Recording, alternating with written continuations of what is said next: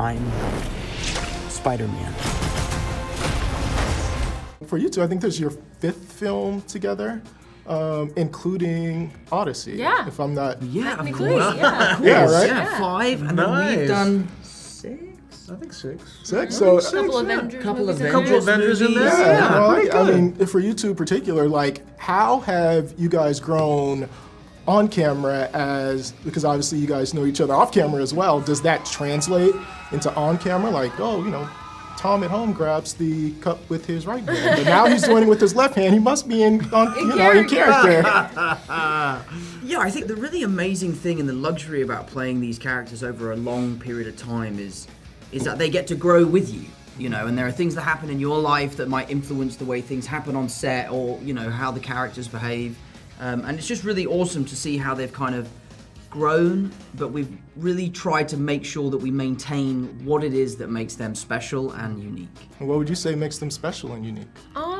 For Spider-Man in general, I think what's always felt very personal to me is that he feels like he could be anyone. You know, he could be your best friend, he could be your brother, he could be your cousin, and something about that, you know, makes you feel or want to be that way too, if that makes sense. It's like, oh, I could be Spider-Man, you know? It's like, it doesn't feel like, in the ways that sometimes superheroes can feel so larger than life and so special that you don't feel like you could ever be one.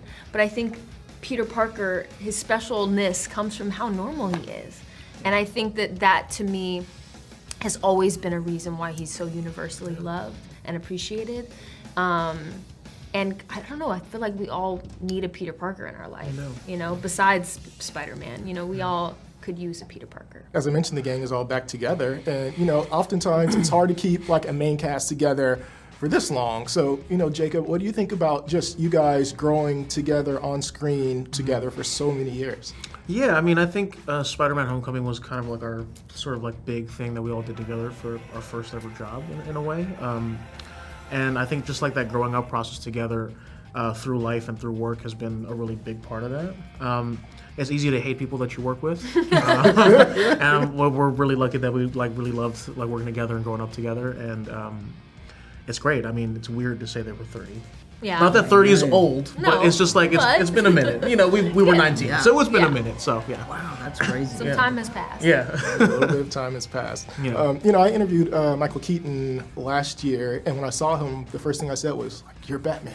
So that's like my Batman Yeah. as I'm aging myself. Right, no. You know, to some people, you're always going to be Spider-Man. To my nephew, who's actually now an adult, you're Casey. You're always going to be a Casey, even though he's a grown-up now. But I think you Michael guys... Keaton for us is the boy. Yeah, and some people guru, you know, Yeah, but yeah. I think you guys have done a very wonderful job of not being pigeonholed into those characters. So I'm wondering, like, was that intentional with your choices, not to always be Spider-Man or not to always be Casey or Rue?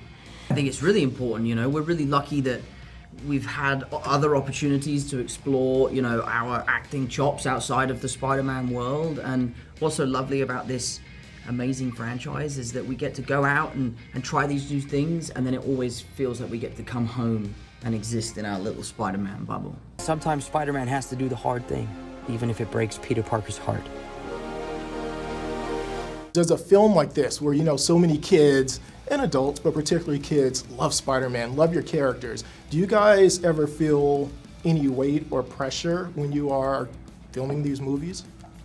Of course. I mean, Big you have time. so many people who have across generations loved and appreciated these characters for different reasons, and maybe in different iterations, you know. People have grown up with our Spider-Man movies. This is 10 years, so there are people who, crazy to think, have grown up with our films, but there are previous films, and everybody has a special connection in their own way, and you want to do justice to that. You want to make sure that you're doing the best work so that people feel seen and heard and understood, and you want to do justice to the characters. So yeah, I mean, of course there's a pressure, but I think ultimately it's a joy. It's like we are so lucky to be able to do this job. Like, how could I ever complain, you know? See, sometimes, like, even when we're doing it, we like talking to you in a Spider-Man suit. Just the fact sometimes you just kind of zoom out and like, what the hell what are we doing? are we doing? Yeah. But we get to be children for like our whole life, really. You know, we get to be adults that still get to play and imagine and dream and do the things that we would have pretended to do in our living rooms. You know, so yeah, That's it's hard to really complain. well put. It is.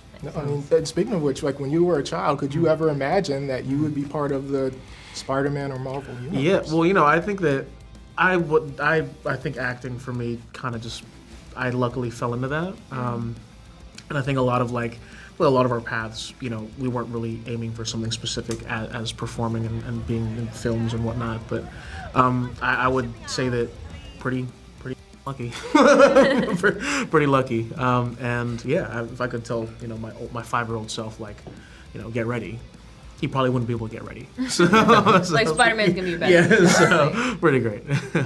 Well, lastly, for you, Tom, specifically, like how much longer do you want to keep wearing the suit? And if Tom was to ever step away, would you all consider still being a part of the franchise? It's a package deal. Yeah, I Yeah. think so. Like, You guys better not. Yeah. It's the trio. I mean, if It's a trio. it's a big enough bag. No. Legit answer? You gotta do what you gotta do. You gotta do what you gotta do. No. It's really complicated to talk about the future of Spider-Man. You know, I know that I love the character. I have big ambitions. I have things that I want to achieve in the character. However long that will take, who knows? But I definitely have a desire to bring Miles Morales to the screen and to, you know, shepherd whoever the lucky young kid is that gets that job in the way that Robert Downey Jr. did for me.